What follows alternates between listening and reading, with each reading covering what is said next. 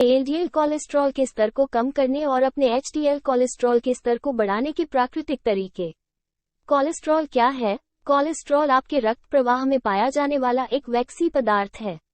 आपके शरीर के स्वस्थ कोशिकाओं के निर्माण और विटामिन डी, पित्त और अन्य हार्मोन के निर्माण के लिए कोलेस्ट्रॉल की आवश्यकता होती है।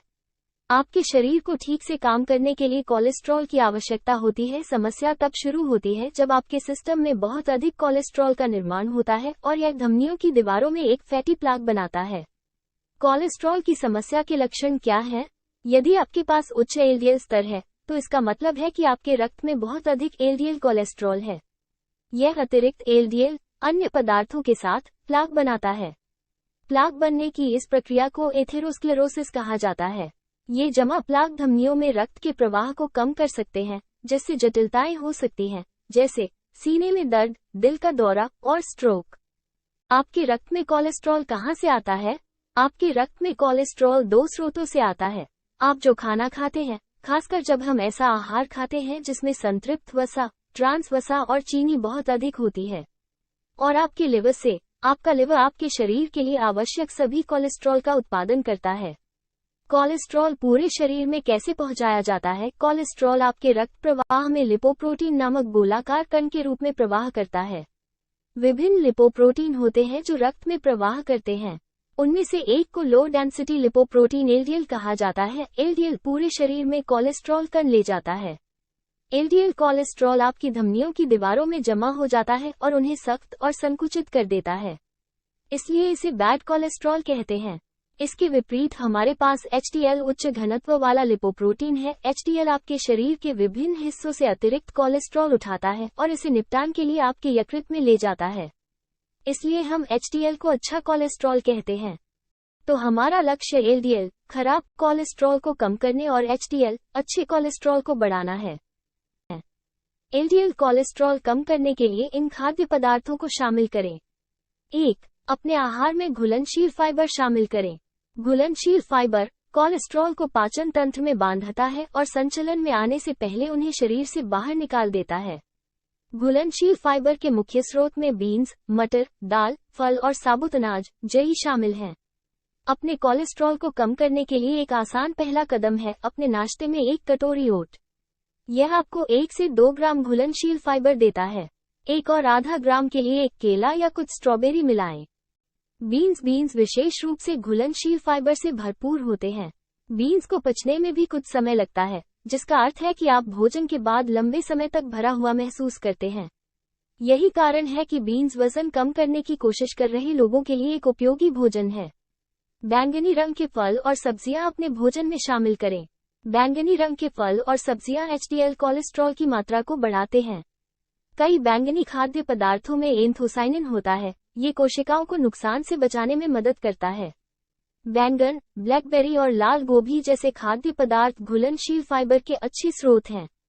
सेब, अंगूर, स्ट्रॉबेरी, खट्टे फल, ये फल पैक्टिन से भरपूर होते हैं। यह एक प्रकार का घुलनशील फाइबर जो एलडीएल को कम करता है।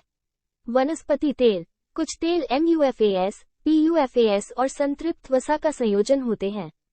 संतृप्त फैटी एसिड SFA में कम और असंतृप्त वसा में उच्च को चुनने से कोलेस्ट्रॉल के स्तर को कम करने में मदद मिल सकती है।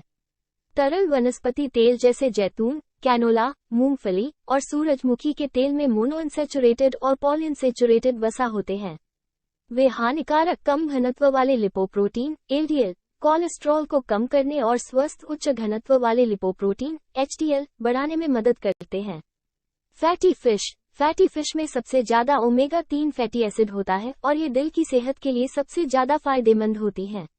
ओमेगा 3 से भरपूर मछली के अच्छे विकल्पों में शामिल है सामन, गहरे समुद्र में टूना मछली, मेवे और बीज बादाम, पिस्ता, अखरोट, मूंगफली और हेज़लनट्स जैसे मेवे, बीज जैसे चिया के बीज, अलसी, खसखस, कद्दू के बीज, तिल के बीज, सूरजमुखी के बीज प्रोटीन, वसा, फाइबर, विटामिन, फोलेट और खनिज, कैल्शियम और मैग्नीशियम और फाइटोकेमिकल्स जैसे पोषक तत्वों का एक बड़ा स्रोत हैं, जिनकी हमारे शरीर को बहुत कम मात्रा में आवश्यकता होती है लेकिन हृदय रोगों के खिलाफ सुरक्षात्मक प्रभाव प्रदान करते हैं। सोया, कोलेस्ट्रॉल के स्तर को कम करने के लिए सोयाबीन और उनसे बने खाद्य पदार्थ जैसे टोफू और सोया दूध का सेवन करना कुछ सामान्य युक्तियों में शामिल है। साबुत अनाज चुनें। साबुत अनाज जौ, जई के आटे सहित क्विनोआ, ब्राउन राइस आदि की तलाश करें। अपने साप्ताहिक भोजन योजना में बीन्स, दाल, टोफू और नट्स जैसे अधिक शाकाहारी विकल्प शामिल करें। और मांस, पोल्ट्री और मछली का विकल्प चुनें। बिना चीनी मिलाए कम वसा वाले डेयरी उत्पाद चुनें। अपनी दिनचर्या में अधिक व्यायाम जोड़ें। ऐसा वजन रखें जो आपके लिए स्वस्थ हो। जाने कि भोजन आपके कोलेस्ट्रॉल को कैसे प्रभावित करता है और अपने आहार में छोटे बदलावों से शुरुआत करें। उच्च रक्तचाप और उच्च रक्त शर्करा का प्रबंधन करें। अपनी दवाएं निर्धारित अनुसार लें।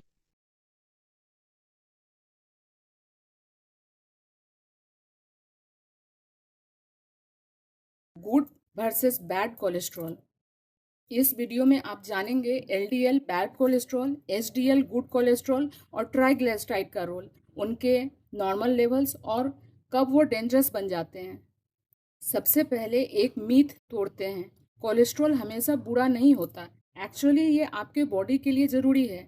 फर्स्ट, हार्मोन बनाता है, विटामिन डी के लिए और फैट डाइजेशन के लिए। प्रॉब्लम तब होती है जब इसका बैलेंस बिगड़ जाता है। कोलेस्ट्रॉल मेनली 3 टाइप्स का होता है। एलडीएल यानी बैड कोलेस्ट्रॉल, ये लीवर से निकलकर ब्लड वेसल में जमने लगता है और धीरे धीरे आर्टरीज को नैरो कर देता है। एचडीएल यानी गुड कोलेस्ट्रॉल, ये एक क्लीनर की तरह काम करता है, एक्स्ट्रा कोलेस्ट्रॉल को वापस लीवर में ले जाता है। ट्राइग्लिसराइड, ये आपकी बॉडी का स्टोर फैट है। जब आप एक्स्ट्रा कैलोरीज लेते हैं वो ट्राइग्लिसराइड में कन्वर्ट हो जाता है। अब बात करते हैं safe versus dangerous cholesterol levels की। एलडीएल आइडियली 100 से कम होना चाहिए, 160 से ऊपर हाई रिस्क है। एचडीएल 60 से ऊपर हो तो आपका हार्ट प्रोटेक्टेड है, 40 से कम हो तो डेंजर है। ट्राइग्लिसराइड्स 150 से कम नॉर्मल एंड 200 से ऊपर कंसर्न। आपकी आर्टरीज एक पाइप जैसी है। जब एलडीएल और ट्राइग्लिसराइड बढ़ते हैं तो इस पाइप के अंदर फैट जमने लगता है। इससे ब्लड फ्लो स्लो हो जाता है और एक दिन ये कम्प्लीटली ब्लॉक हो सकता है, जिससे हम हार्ट अटैक या स्ट्रोक कहते हैं। अब बात करते हैं प्रिवेंशन की। गुड न्यूज़ ये है कि आप इसे कंट्रोल कर सकते हैं। Daily 30 minute walk, fibre rich diet like oats, fruits, vegetable लें, फ्राइड और जंक फूड कम करें, स्मोकिंग अवॉइड करें और रेगुलर ब्लड टेस्ट कराएं। याद रखें, एलडीएल कम, एचडीएल ज़्यादा, ट्राइग्लिसराइड्स कंट्रोल, यही एक हेल्दी हार्ट का फार्मूला है। अगर ये वीडियो यूजफुल लगा हो तो शेयर करें, क्योंकि नॉलेज ही प्रिवेंशन है। अगर आप कोलेस्ट्रॉल कंट्रोल या रिड्यूस करना चाहते हो तो फोकस होना चाहिए एलडीएल कम करने और एचडीएल बढ़ाने पर। ये रहे scientifically based foods for cholesterol control. Number 1, high fibre foods जो एलडीएल कम करते हैं, लाइक ओट्स, दलिया, brown rice, whole wheat. Fibre cholesterol को ब्लड से रिमूव करते हैं। Daily 5 to 10 gram soluble fibre LDL को सिग्निफिकेंटली रिड्यूस कर सकता है। नंबर 2, फ्रूट्स जो नेचुरल क्लीनर्स होते हैं। फ्रूट्स लाइक एप्पल जिनमें पेक्टिन फाइबर होता है, ऑरेंज, पपाया, बेरीज, ये आर्टरीज को क्लीन करते हैं। नंबर 3, ग्रीन वेजिटेबल्स लाइक पालक, ब्रोकली, लौकी, तोरी, ये एंटीऑक्सीडेंट प्लस फाइबर से रिच होते हैं और कोलेस्ट्रॉल को कंट्रोल करते हैं। नंबर 4, नट्स एंड सीड्स, ये एचडीएल बढ़ाते हैं। नट्स लाइक बादाम एंड अखरोट and seeds like flaxseed, pumpkin seed, ये हेल्दी फैट्स ओमेगा 3 प्रोवाइड करते हैं। Number 5, omega 3 rich foods like fish, chia seeds, flax seeds, ये ट्राइग्लिसराइड्स कम करते हैं। Number 6, healthy oils like olive oil, mustard oil, ये bad fat को replace करते हैं। नंबर 7, लेग्यूम्स, ये प्रोटीन और फाइबर में रिच होते हैं। राजमा, दाल, चना, ये एलडीएल कम करते हैं और हार्ट को हेल्दी रखते हैं। नंबर 8, ग्रीन टी, इनमें प्रेजेंट एंटीऑक्सीडेंट्स एलडीएल ऑक्सीडेशन को रोकते हैं। अब बात करते हैं ऐसे फूड्स की जिनको अवॉइड करनी जरूरी है। Fried food like samosa, chips, bakery items like cake, biscuit, butter, cheese, processed food and red meat. Simple rule, जितना नेचुरल फूड उतना हेल्दी हार्ट।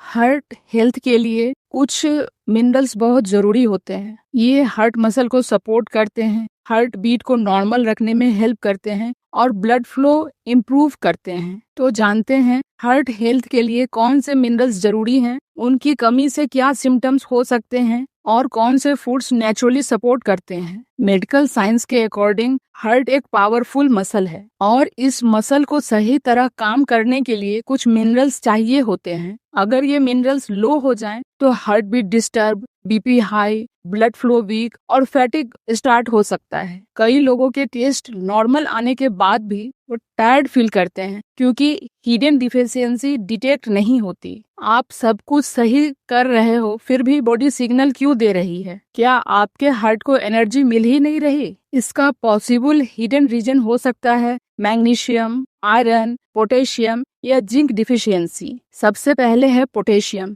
ये हार्ट बीट को रेगुलर रखता है और बीपी कंट्रोल करने में हेल्प करता है। Good sources of potassium are banana, coconut water and spinach. दूसरा है मैग्नीशियम। ये हार्ट मसल को रिलैक्स करता है और ब्लड वेसल को सपोर्ट करता है। इसकी कमी से क्रैम्प्स और पल्पिटेशन हो सकते हैं। ये अच्छी मात्रा में मौजूद होता है आलमंड्स में, पंपकिन सीड्स में और होल ग्रेन्स में। तीसरा है कैल्शियम। सिर्फ बोन्स के लिए नहीं, हार्ट कॉन्ट्रैक्शन के लिए भी बहुत जरूरी है। दही, पनीर, रागी इसके अच्छे सोर्स हैं। चौथा है आयरन। अगर आयरन कम हुआ तो हीमोग्लोबिन कम होगा, ऑक्सीजन कम मिलेगा और हार्ट को डबल मेहनत करनी पड़ेगी। बीट रूट, खजूर, जैगरी और लेंटिल्स इसमें हेल्पफुल हैं। पांचवा है जिंक। ये इन्फ्लामेशन कम करता है और ब्लड फ्लो को नॉर्मल रखता है। यह walnut, pistachio, omega 3 rich foods में मिलता है। अगर फास्ट हार्ट बीट, थकान, मसल क्रैम्प, चक्कर या वीकनेस फील होता है तो इन सभी फूड्स को अपने डाइट में शामिल कीजिए। स्ट्रॉन्ग हार्ट के लिए सिर्फ वर्कआउट नहीं, राइट मिनरल्स भी जरूरी है। ऐसे ही हेल्थ वीडियोस के लिए फॉलो करें।